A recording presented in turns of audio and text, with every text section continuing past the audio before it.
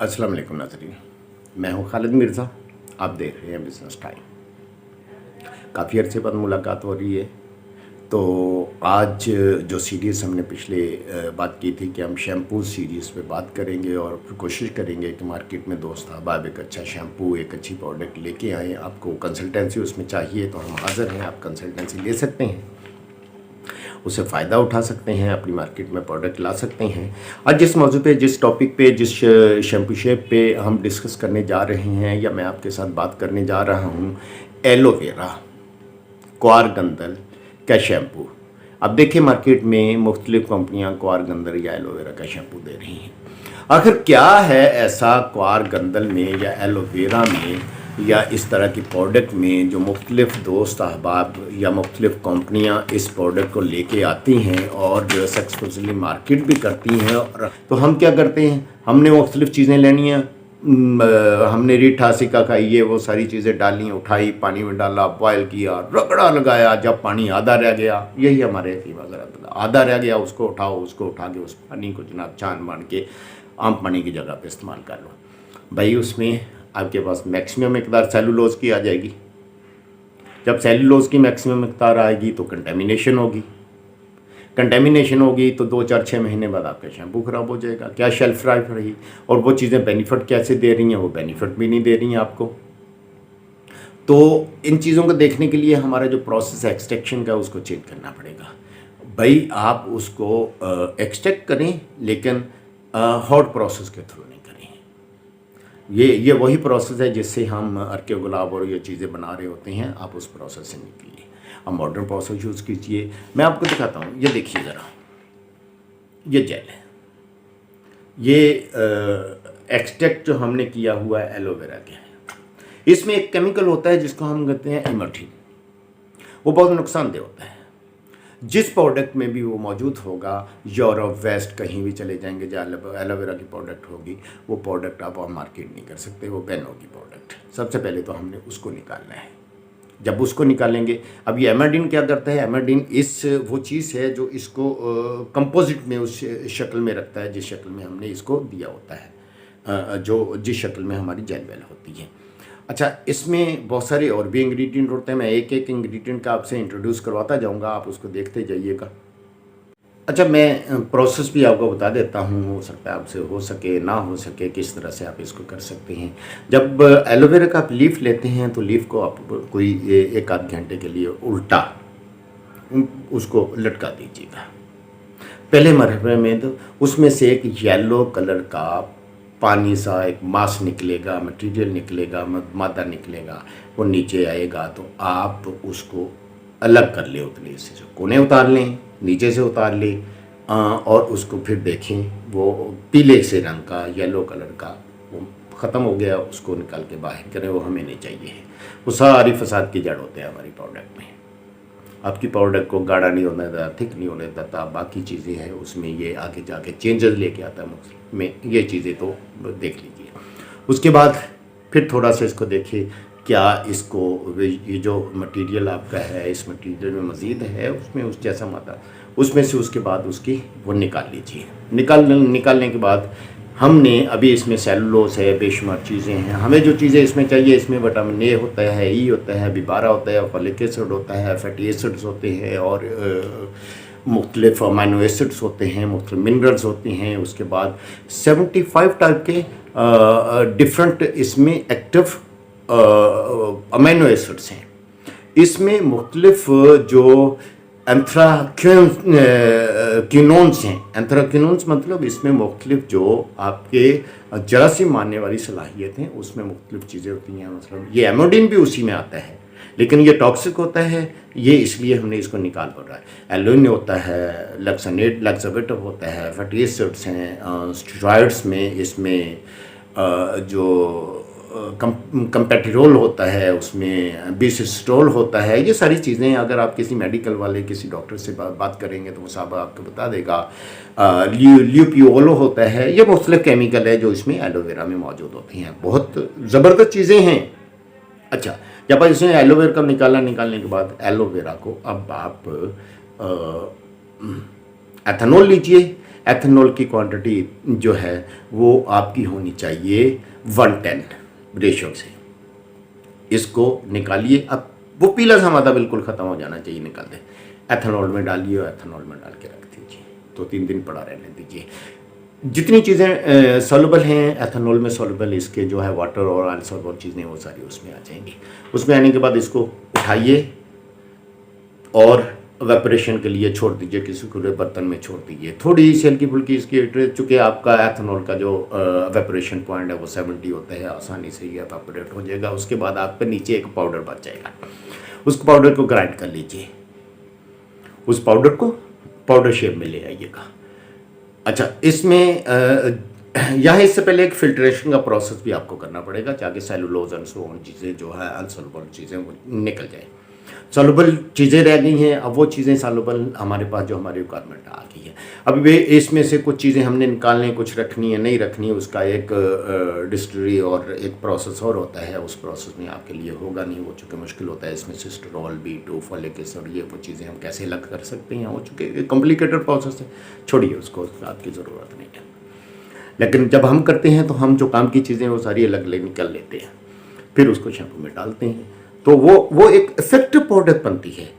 अच्छा, शैम्पू में ये प्रोसेस तो हो गया। आप पिछली वीडियो मेरी एक शैम्पू प्रोसेस की देख सकते हैं। अब उसमें अब आपने क्या है, एक पाउडर मौजूद है, एक लिटिल बिट जो क्वांटिटी आपने डालनी है 0.1% to 1% तक उसके पाउडर की रेशो उसमें ले जाइएगा। आपकी सारी चीज़ें जो आप बाल्टी भरकर उसमें एलोवेरा डाल रहे थे, अब आपने उसमें से 1 ग्राम 100 में से डालना है। किलो में आपने 2 ग्राम 20 ग्राम डालने हैं, यानी 0.1 to 0.1% तक की रेशो से आपने चीज़ें डाली तो सस्टेनेबल चीज़ें हैं, आपकी रिक्वायरमेंट पूरी हो जाएंगी। अब इसमें एलोवेरा में आपको बता दूं क्या चीज़ है, क्या क्या करती है, कितना उसका इफेक्टिव रिजल्ट होता है, आपके शैम्पू के लिए क्या करेंगे, एडिटिव्स के लिए क्या क्या कैसे कैसे डालेंगे कि आपका एक कमाल का शैम्पू, जो ट्रीटमेंट शैम्पू हो, जो मॉइस्चराइजिंग शैम्पू हो, जो कंडीशनिंग शैम्पू हो, क्लिनजिंग ज़बरदस्त करे, वो शैम्पू कैसे तैयार होता है। अब देखें, पहली तो बात है कि रिच विटामिन होता है, रिच एंटीऑक्सीडेंट होता है। अब ऑक्सीडेंट क्या करते हैं आपके शैम्पू में, वो आपको बता देता हूँ। सॉरी, रिच ऑक्सीडेंट, जितने फ्री रेडिकल आपकी बॉडी हेयर में और स्कल्प में है, सारों को उठा के बाहर फेंक देंगे। ऑक्सीडेशन नहीं होने देंगे, बालों की और प्रोसेस की ऑक्सीडेशन नहीं हो जाएंगे, आपके बाल कमज़ोर नहीं होंगे। और सबसे बड़ा जो विटामिन का रोल होता है, ये एज अ कैटलिस्ट भी काम कर रहे होते हैं। जब एज अ कैटलिस्ट काम कर रहे हैं तो याद रखिएगा, फिर ये है कि दूसरी चीज़ों को ग्रो और प्रमोट करने में बहुत से अलाइंस एलिमेंट होते हैं जिन इनकी मौजूदगी में वो एलिमेंट या वो चीज़ें ही बॉडी को लगती हैं। अगर ये नहीं होते, जैसे कैल्शियम विटामिन डी दिया जाता है, विटामिन डी बहुत इंपॉर्टेंट है इटसेल्फ। तो क्या करता है, इसने कैल्शियम को आपकी बॉडी का एक पार्ट बनाना होता है, जो कैल्शियम हड्डियों और मसल्स के लिए बहुत ज़रूरी होता है। विटामिन डी की गैर मौजूदगी में डॉक्टर जानते हैं, वो डॉक्टर आपको बता देंगे, ये इफेक्टिव आपके वो बॉडी का कैल्शियम हिस्सा नहीं बन रहा होता है। अब जितना मर्जी कैल्शियम लेते रहें, जब तक विटामिन डी नहीं होगा, ये कैल्शियम आपके लिए एक तरह से बेकार ही समझें। इसलिए विटामिन डी आपको रिकमेंड किया जाता है। इस तरह से यही विटामिन आपके लिए, बॉडी के लिए बहुत सी चीज़ें जो आपकी बॉडी का बालों का हिस्सा बनना चाहिए, उसमें एक की रोल प्ले करती है। विटामिन ई रिजुविनेट करता है, सेल बनाता है, हीलिंग करता है। विटामिन ए ये विटामिन B12 हीलिंग करता है, स्ट्रेंथ देता है। फॉलिक एसिड स्ट्रेंथ देता है। ये आपका जो फौलाद एक तरह से जिसको आप कहते हैं फॉलिक एसिड, फौलाद का ये एक एसिड ऑक्साइड है। ये आपकी बॉडी को, आपके टेक्सचर को, बालों के टेक्सचर को, स्किन के टेक्सचर को, फॉलिक एसिड बहुत इम्पोर्टेंट होता है। इसमें different loaf of fatty acids होते हैं। अच्छा, और सबसे बड़ी बात, काम एंड कूल बनाते हैं आपको। आपकी स्कैल्प फीची है, खारिश वारिश होती है, तो इसको जो इसके अंदर फैटी एसिड मौजूद होते हैं, वो जो है फैटी एसिड आपके इचिंग को, जो खारिश सी हो रही होती है, उसको उसके साथ साथ ये डीप क्लिनजिंग भी करते हैं, आपके हेयर को क्लीन कर देते हैं। ये फैटी एसिड इसमें मौजूद है। ये रेशो कितनी कितनी है मेरा ख्याल आपकी ज़रूरत नहीं, वरना मैं आपको वो भी बता देता। बालों को मजबूती करते हैं हेयर रिपेयरिंग में, और बाल जो हेयर स्ट्रैंड्स है उसको भी 12 फॉलिक से स्ट्रॉन्ग करते हैं, बाल लंबे होंगे इससे। अच्छा, उसके बाद 75 ऐसे पोटेंशली एक्टिव इसके अंदर कॉन्स्टिट्यूट्स या एक्टिव इंग्रेडिएंट्स हैं। विटामिन की हमने बात कर ली, इसमें एंजाइम होते हैं, इसमें मिनरल होते हैं, इसमें विटामिन होते हैं, इसमें शुगर होते हैं, इसमें लिग्निन होती है, स्पोनोमिन्स होते हैं, सैलिसिलिक एसिड होता है, अमीनो एसिड्स होते हैं, और फैटी एसिड्स होते हैं, बीटा कैरोटीन होती है। अब बीटा कैरोटीन क्या है?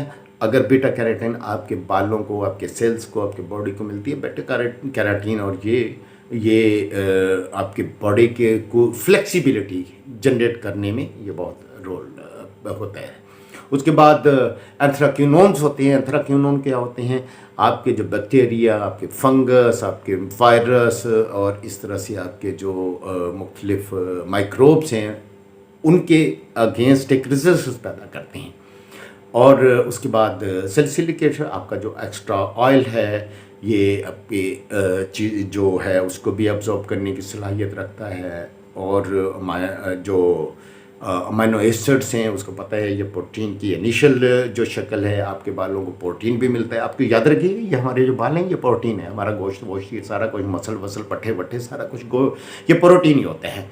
प्रोटीन की डिफरेंट आगे किस्में हैं, लॉट ऑफ फॉर्म्स जो है उनमें मुख्तलिफ़ किस्म के फिर अमीनो एसिड्स भी होते हैं उसमें।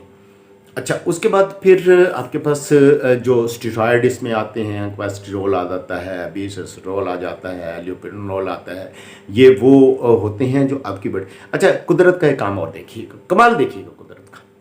हम स्टेरॉयड से डॉक्टर लिखते हैं, हम कहते हैं ना ना ना यूज़ नहीं करनी है, बिल्कुल नहीं यूज़ करनी चाहिए। उसका मसला ये होता है कि जब आप steroid as a medication, as a drug ले रहे होते हैं, तो स्टेरॉयड क्या होता है, आपको with the passage of time उसकी डॉक्टर डोज बढ़ाता जाता है। एक वक्त आता है कि स्टेरॉयड इफ़ेक्टिव नहीं रहते, जितनी मर्जी डोज देते रहें, अब बीमारी आपकी जोर पकड़ती रहेगी, स्टेरॉयड भी अपना काम ख़त्म कर देंगे। स्टेरॉयड लास्ट ड्रग समझ लें उसको। कुदरत ने क्या किया है? कुदरत ने आपकी बॉडी को जितनी स्टेरॉयड की ज़रूरत है नेचुरली प्रोड्यूस कर रखा है मुख्तलिफ़ चीज़ों में। एलोवेरा में भी है, जैतून में है, ऑलिव ऑयल में, उसमें बाकी बहुत सारी चीज़ों में है। अच्छा, उसमें बहुत सारे हार्मोन्स होते हैं। अब हार्मोन क्या है? हार्मोन जो आपकी बॉडी में जाके चेंजेस लेके आते हैं मुख्तलिफ़ केमिकल में, और ये मुख्तलिफ़ हमारी बॉडी में हार्मोन्स हैं। इसमें भी ऑक्सीजन हैं, ठीक है, गप्रालिन है, जो गप्रालिन वो है जो हार्मोन जो कि आपकी शुगर कंट्रोल का, ऑक्सीजन है जो आपकी ग्रोथ प्रमोशन में होता है। ये किसी डॉक्टर से आप पूछते हैं तो वो डॉक्टर आपको बता देगा कि ये इस तरह से ये हार्मोन काम कर रहे होते हैं। अच्छा, अमीनो एसिड के साथ साथ यहाँ सबसे इम्पोर्टेंट जो चीज़ आप देखेंगे हमारे यहाँ इसमें एक केमिकल है, इसी में लिग्निन जो है ये बहुत इफ़ेक्टिव है हमारे बालों के लिए। और ये सल्फेट जो चीज़ें हैं, हमारा जो सल्फेट आयन होता है या सल्फेट इसमें बालों में मौजूद होते हैं, टेक्निकल टर्म्स को हम छोड़ देते हैं। लिग्निन उसके लिए बहुत कमाल की चीज़। और लिग्निन और एमोडिन में आपको बताया था, यही वो चीज़ है जो इसकी जेल को बनाने में। अच्छा, लिग्निन का एक ऐसा फ़ायदा है, लिग्निन का एक ऐसा फ़ायदा है कि आपकी हेयर ग्रोथ और चीज़ों के लिए ज़रूरी है। अच्छा, मैं एक और चीज़ आपको यहाँ पे बता दूँ, लिग्निन भी आपने और दूसरी चीज़ है पेन, यहाँ पे शैम्पू बनाने में हमने ये सारी चीज़ें डाल दी। अब शैम्पू वीडियो लंबी ना हो जाए, मैं इसको क्लोज करूँगा। हमने शैम्पू में हमने विटामिन ए डाला, ई डाला, विटामिन H7 डाला, B12 डाला, फोलिक डाला, आपने कंडीशन डाले, बेशुमार तरह से सारी डाली। शैम्पू किया, वॉश ऑफ हो गई, धुल गई। फ़ायदा क्या हुआ?